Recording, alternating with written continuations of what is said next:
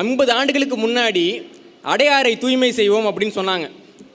செஞ்சுட்டு போய் பார்த்தெல்லாம் வந்துட்டு அப்புறம் என்ன சொன்னாங்கன்னா, நாங்கள் ஆற்றுக்கு போனோம், கூவம் ஆற்றுல முதல்ல இருந்தது, அதனால் எங்களை சரி பண்ண முடியாது அப்படின்னாங்க. ஒரு 3 வருஷம் முன்னாடி அடையாற்றை தூய்மை செய்வதற்கு 1500 கோடி ரூபாய் நிதி அப்படின்னு ஒதுக்குனாங்க.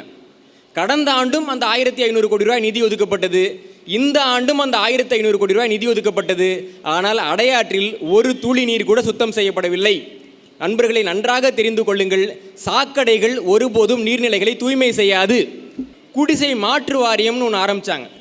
அதற்கு பேரை குடிசை மாற்று வாரியம் இல்லை, குடிசையில் இருக்கக்கூடிய மக்களை ஏமாற்றும் வாரியம். மது ஒழிப்புத்துறைன்னு பேர் வச்சுட்டு மது வைக்கக்கூடிய ஒரு துறையை நீங்கள் பார்த்துருக்கீங்களா? தமிழ்நாட்டில் பார்க்கலாம்.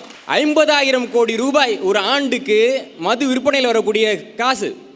ஆனால் மக்களிடம் மதுவை விலக்கணும், குடிக்கக்கூடாது, குடித்தா அந்த பிரச்சனைகள் வரும், உங்களுக்கு மறுவாழ்வு தேவை என்று சொல்வதற்காக தமிழக அரசு ஒரு ஆண்டுக்கு 10 கோடி ரூபா கூட செலவு பண்ணுறதில்ல.